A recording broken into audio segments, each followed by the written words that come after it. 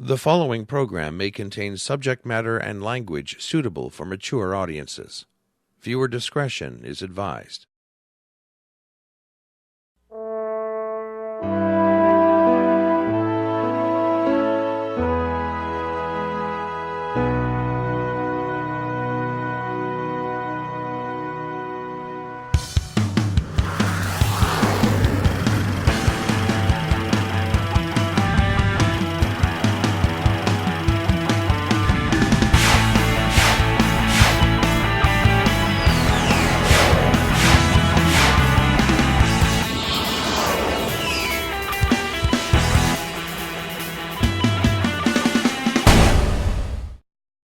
Welcome back to another episode of the Meltdown. He's Jeff.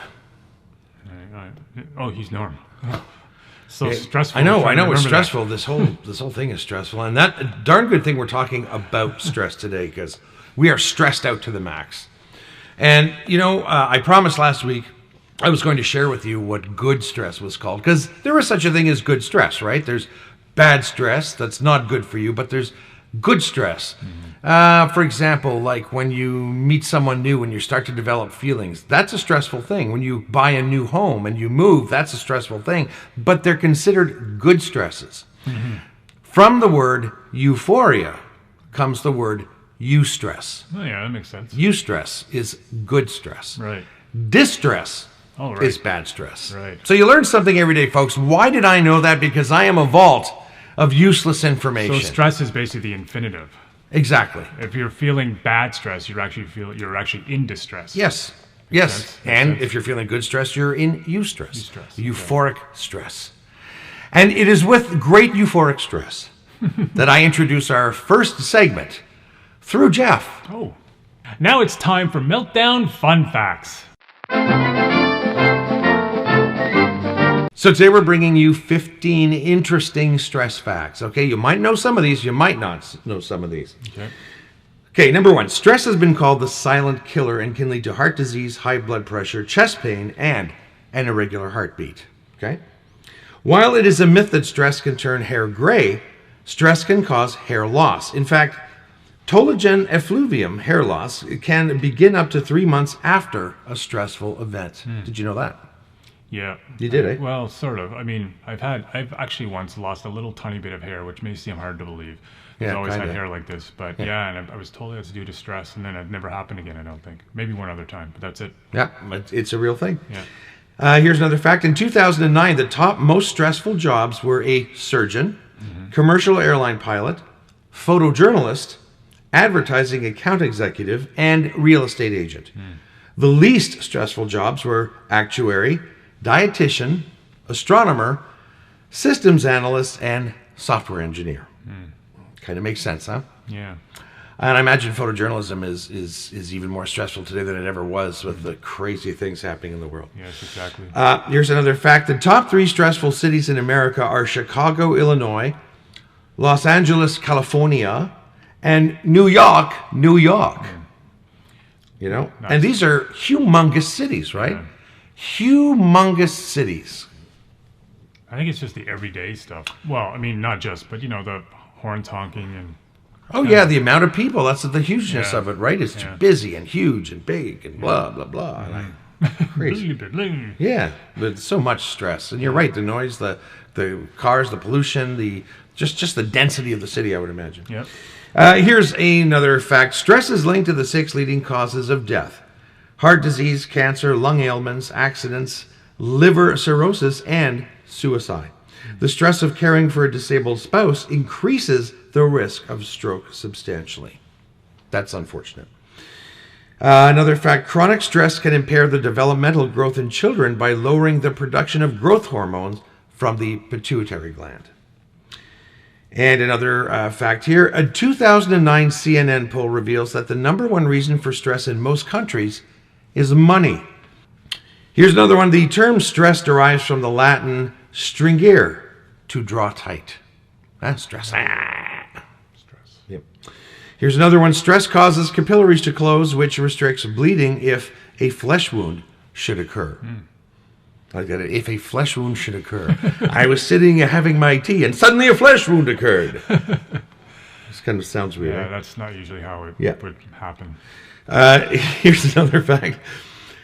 A 2003 study found that women with moderate levels of stress were at lower risk for suicide than those women who had very high or very low levels of stress. So I guess they're talking about the extremes. Oh, okay. I know. Very high is dangerous, very low is dangerous, but moderate apparently is okay. Right, okay, I see what you're saying. Yeah. Yeah. All right, here we go. Scientists suggest that stress is part of the evolutionary drive because it has enabled humans to survive. Specifically, stress temporarily increases awareness and improves physical performance. And we did a show about that too, and about fear, right? And phobias, saying that, from the time man was created, people were created, there were some fears and phobias that were in our core, right? Like fear of falling and fear of being chased or hunted or whatever. But those were good things because... if we didn't have those fears, we'd just sit there, go, huh, and then get completely devoured, and we'd never be able to procreate and carry on. So there you go.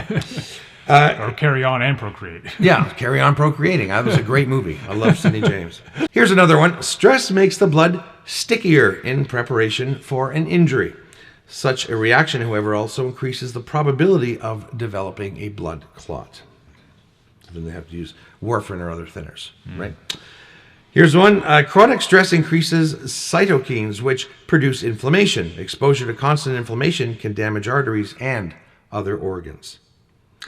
And here's another one. Stress can alter blood sugar levels, which can cause mood swings, fatigue, hypoglycemia, and metabolic syndrome, a major risk factor for heart attack and diabetes. And here is number 15, our last stress fact. Laughing lowers stress hormones like cortisol, epinephrine, and adrenaline, and strengthens the immune system by releasing health-enhancing hormones. Laughter is the best medicine. It is. And do you know how to make a hormone, Jeff? Don't pay her. You get it? Wow. Have you ever heard that one? No, but that's a good one. Wow, I'm surprised you've never heard that. It took me like 2 seconds to get it. Oh, yeah, don't bear. I get it. Yeah. Anyway, since laughing, is good, we thought we'd end with a laugh, and I suppose I could have chosen a better joke. I don't know, but it is something a little more tasteful, perhaps. Perhaps, but it's the Meltdown, and we don't have to be tasteful here. That's perfect. It works out perfectly. All right, Jeff, why don't you take us to our next segment? Yes, thank you, Norman. It's time for a Meltdown Minute with Lou.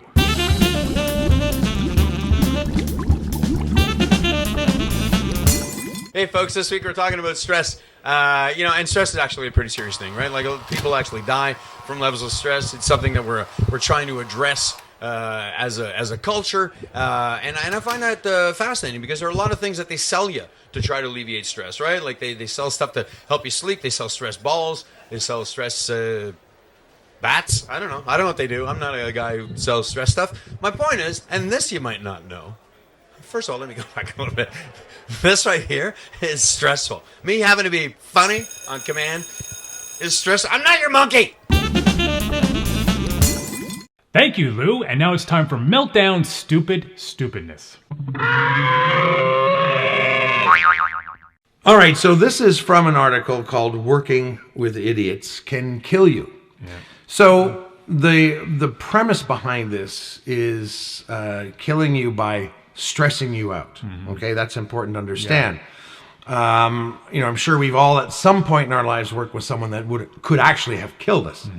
Because you never know, right? There's a lot of psychos in the world, and you just never know how close you were to being killed by that person, and then maybe fortunately they were fired. And I'm going way out there on a tangent, right? Especially if it's a dangerous job. Whoa. There are different levels of danger, and if you're working in a place where there are high risks, you've got to be aware. And that can be stressed if somebody is doing something stupid. I won't get into the specific industry. Well, you know what? I'm going to. I'm amazed how many construction workers, and I know there are safe construction workers out there, but I know when there was construction going on near my house, and they would just drive around and not use turn signals. We talked about turn signals before, and I don't know. It drove me crazy because they just seemed so unsafe. And I think, wouldn't you be extremely safe? There was one construction worker. He had these plywood placed precariously on his pickup truck, and I'm like, he must have forgot that plywood was there. So I actually drove around and I pointed and he stopped. He go, what? I said, you get some plywood that's hanging off your truck like that, like it's about to fall off. He goes, and he looked at me like, yeah, so? And I was like, well, it's about to fall off. What? So yeah, it's like, boy, you would think that all construction workers would be amongst the safest people in the world because it is such a dangerous business. And they certainly get a shit ton of training. Safety, right? Every construction situation you hear of, it's safety first, safety first, safety first. You can't even walk onto a construction site, and it'll tell you need a hard hat, you need steel-toed boots, like. You got to be safe. So I'm surprised to hear that you got that kind of a reaction. Yeah, I'm not. And again, that's a few samples. I'm not saying each and every construction worker is like that. I'm sure there's some that are extremely safe each and every time. But when I worked for the railroad, when I worked for CN and for VIA Rail, I remember actually with CP Rail, they used to have on their employee timetables, and timetables are not just schedules; they're employee manuals. And I remember, I think it was CP, it might have been CN, but I think it was CP said safety first. Safety last, safety always. Safety was just stressed all the time. I mean, like if it takes you 5 more minutes to get something done, take that 5 minutes if you're going to do it safely as opposed to rushing through it. Especially when you've got trains involved. And not just the speed and how difficult they are to start and stop, but there's so many moving parts. There's so many ways I'm sure a person linking trains could get severely mangled. Like there's so many. Yeah, exactly. Well, there's sadly there's approximately 1 railway employee killed a year on Canada on average. Wow. That I'm not making that up. That's a fact. That approximately 1 is killed each year in Canada. That's insane.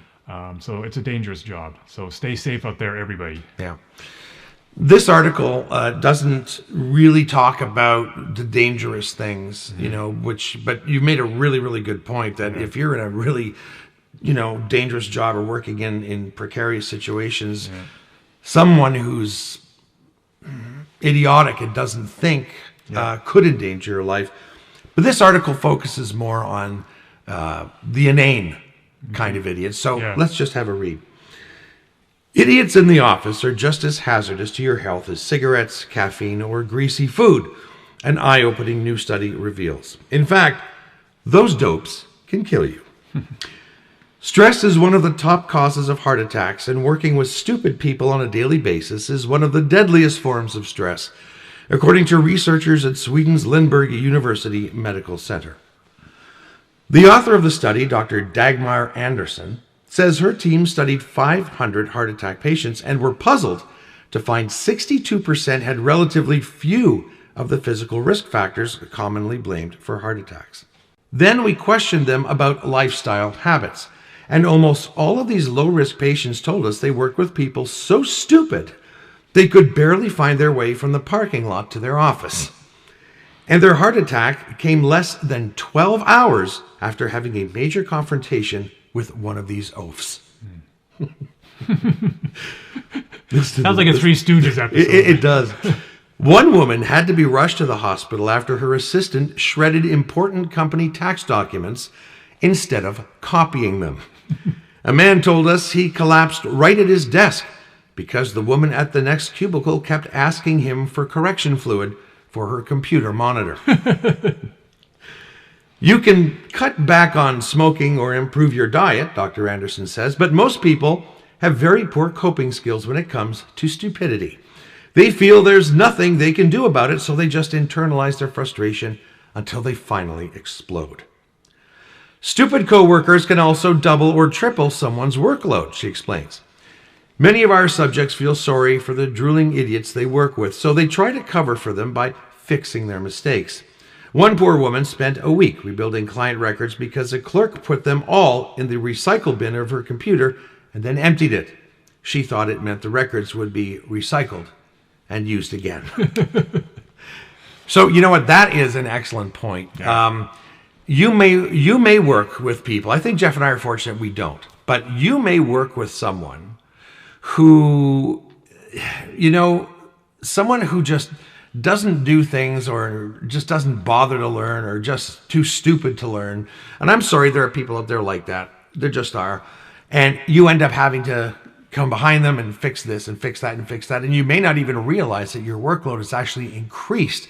When your workload increases, that can mean that your stress level increases. And of course, that is where the stress can become dangerous. Mm-hmm. So I think the best way to deal with this stuff is, I don't know. I think you got to kind of live and let live, and you got to accept the fact that some people are just never going to get it, but focus on what you need to do. Mm-hmm.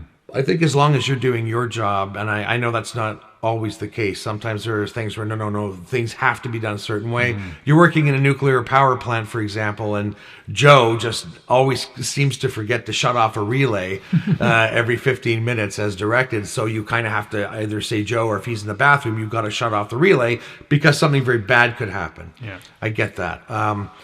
It is unfortunate. Maybe the right thing to do is to actually expose this person's fallibilities, if that's a word, which I think it is, and have the bosses maybe replace them with someone that can do the job so that your stress level doesn't have to rise. What do you think of that? Yeah, that can work maybe. I mean, it depends on different situations, collective agreements, etc. But that's a good idea in theory for sure. Yep. In theory. Everything's cool in theory. Well, yeah, I mean, you can't just say I don't want this person working here anymore, because a lot of places that doesn't work. That person has job protection. Yeah. You know what I mean? Like no, they cannot lose their job, or they can't move them. Sometimes it's not that simple. Yeah.